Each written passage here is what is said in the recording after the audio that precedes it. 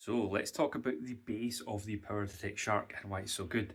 So what you can do is once it's plugged in, so this is your PowerDetect here, it plugs in with the battery going in here. If you want to take this apart, what you do is you've got a button here and this comes off. This is the bit that feeds into the bit that is essentially the bit that collects the dust. So if you have a bit of a, what's the word, a blockage, if you do something that's too big for this, you can take it off and flush it out. Very, very simple. Well, the bit here, this is the bit here where all the dust collects. All you need to do is, let me just find it again. This one here, there we go, this one here. There we go. So you can take that off and now empty it as well. So you just press the lever at the bottom and that opens. It's full of dust just now, so I'm not going to open it.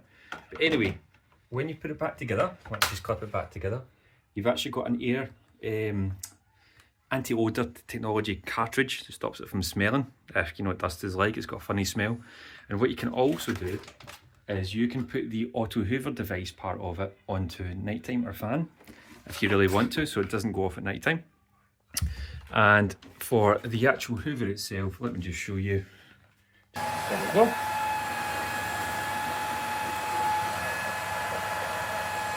That's it emptying.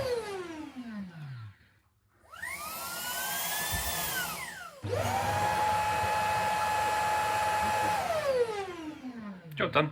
You can hear it's not a gripe. It's slightly loud when it goes onto the base, but that's just a hoover being a hoover. But as you can see, that's why it's worthwhile having this part here, because you do have a smallish cylinder here. That's because it's portable and mobile. That's good. So you need it to empty quite regularly rather than you having to do it all the time for yourself.